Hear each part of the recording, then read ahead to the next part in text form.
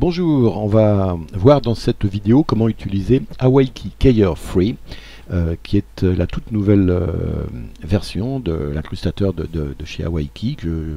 J'avais présenté la version 1.2, je vous renvoie vers cette vidéo qui peut être intéressant de la regarder avant de passer à la 3. Ça s'adresse aux gens qui font beaucoup d'incrustations, parce qu'il y a déjà un incrustateur dans Final Cut Pro 10, et d'ailleurs dans le tutoriel que j'ai fait sur Awaiki Keyer 2, je comparais les deux, l'incrustateur natif, et regardez, on a vu ce qu'apportait un peu l'Awaiki Keyer 2. Là le 3 est beaucoup plus complet en termes de réglage, c'est très sophistiqué, et en même temps c'est assez souple d'utilisation.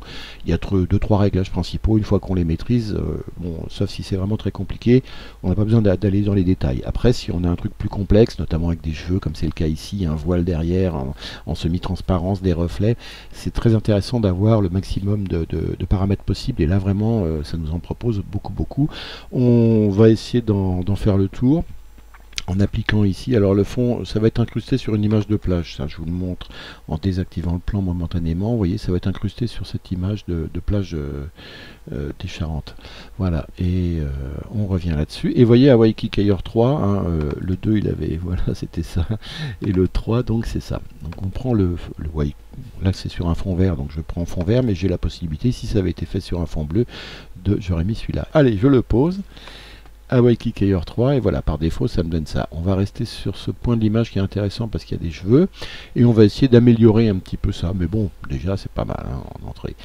On a plusieurs façons de présenter l'écran ici. On peut montrer par exemple la mat, c'est la carte en noir et blanc d'incrustation, où tout ce qui est en noir va être enlevé, tout ce qui est en blanc va être gardé, et entre les deux c'est en semi-transparence.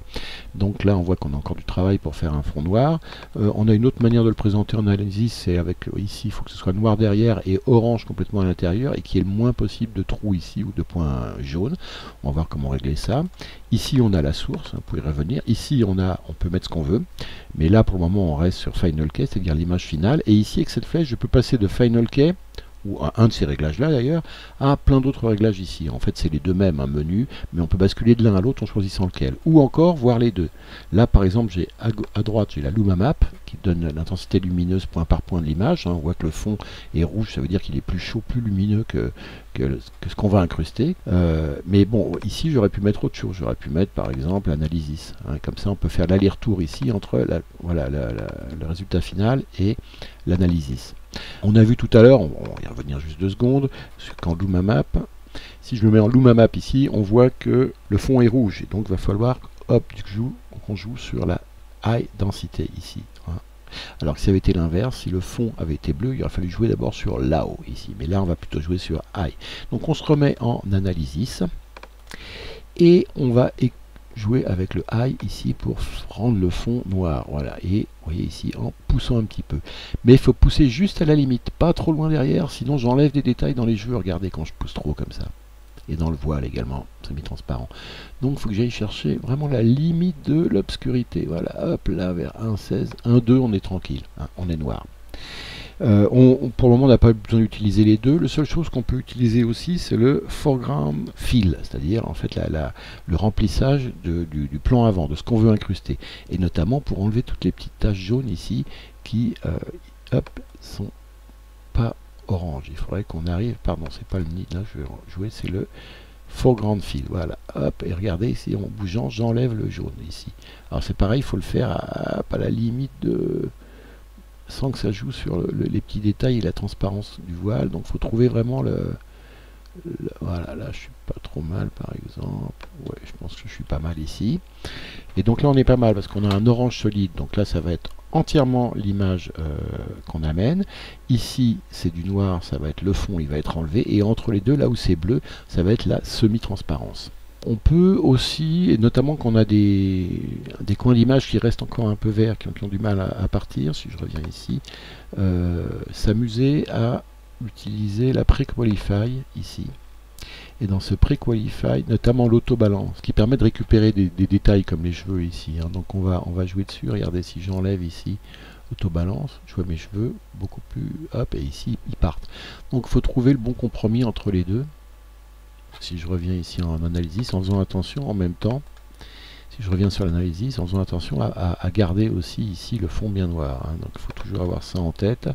Alors dans Analysis, s'il reste des points jaunes, là il n'en reste plus trop, s'il y a un petit peu ici, on peut essayer de les gommer en allant dans Matte et Matte Cleaner. Alors Matte ici, affiché, et dans le Matte Cleaner qui est là, si je le mets en route, que je joue sur la monte ici, hop, normalement, vous voyez que les petits jaunes qui restaient, regardez, là notamment, les petits jaunes qui restent, je pense qu'on devrait essayer de s'en débarrasser. Là on les voit bien, et là ils commencent à partir, vous voyez, comme ça.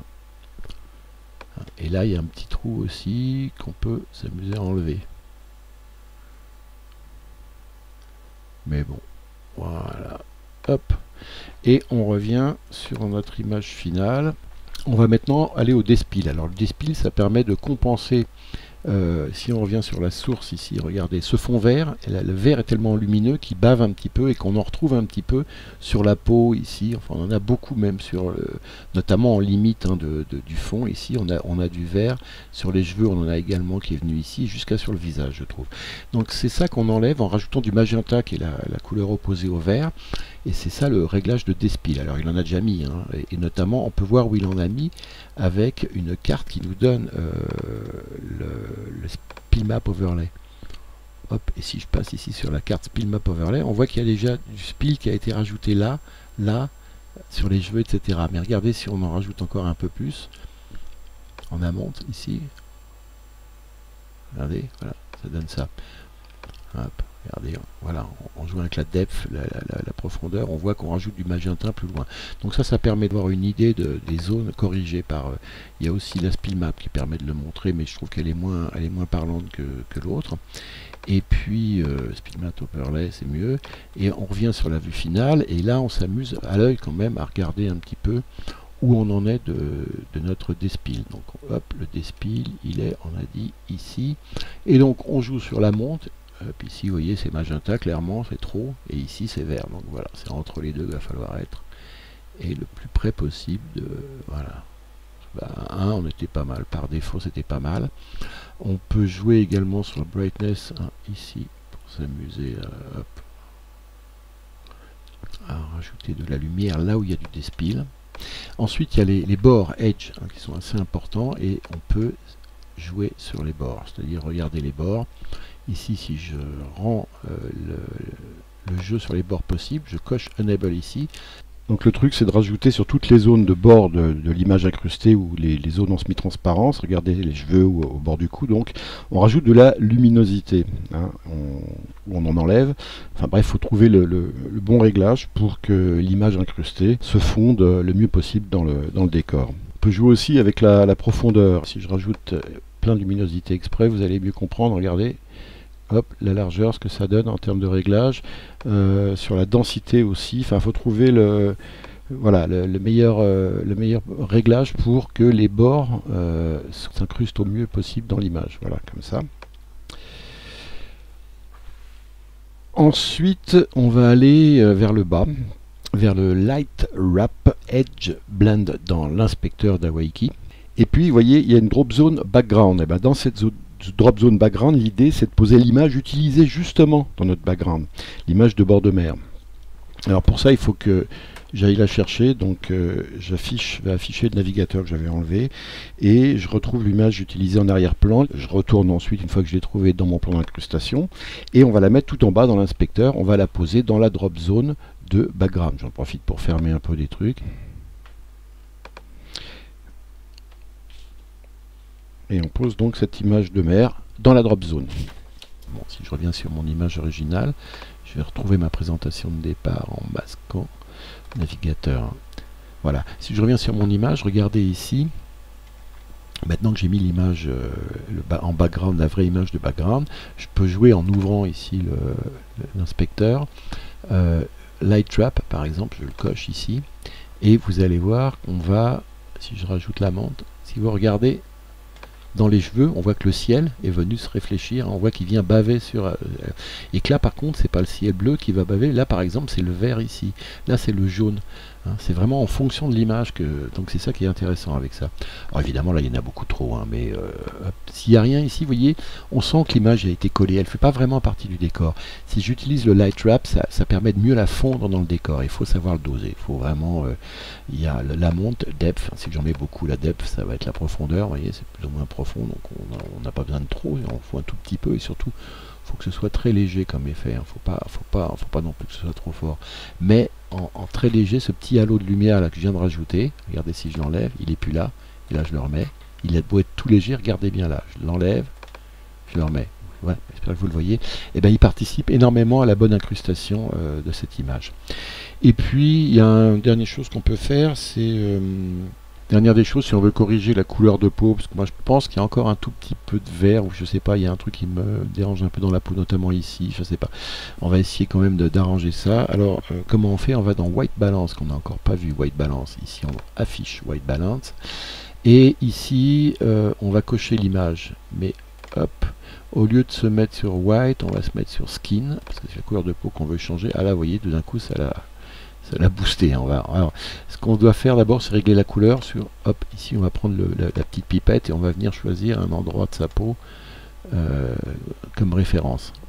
Ici par exemple. Et maintenant, voilà, je joue avec la menthe, ici plus ou moins, pour, il en faut pas trop hein, quand même. Et si j'enlève, petite correction que j'ai faite de la peau,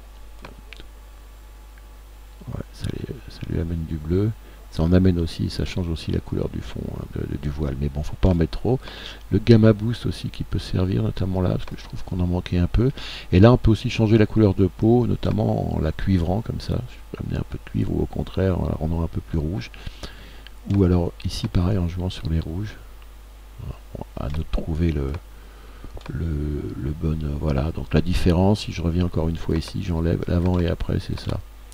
Voilà, et puis le dernier petite chose, c'est aussi, il y a une option si on veut s'amuser à le mettre, on va revenir sur notre analyse pour voir où on est pas mal. Si on veut s'amuser à faire, à la mettre non pas sur une incrustation d'une vidéo, mais sur un fond uni, mais pas vert, si on veut que ce soit derrière du rouge, on se met ici sur On Color, et puis on va en bas, et le On Color, on le règle comme on veut. Donc le On Color, il est tout en bas. Voilà. Ici, hop, on va le mettre en... Voilà, si vous voulez sur un fond jaune ou un fond rouge, par exemple, hop, on la met sur un fond rouge comme ça. Et là, effectivement, quand on sort la vidéo, l'incrustation va être faite sur un fond rouge. Mais voilà, du coup, il faudrait retoucher sur les bords, hein, qui vont très bien dans notre image originelle, mais pas là-dessus. Donc on va enlever le On Color, on va se remettre en Final Key, et on a une belle image ici incrustée. Voilà, merci, à bientôt.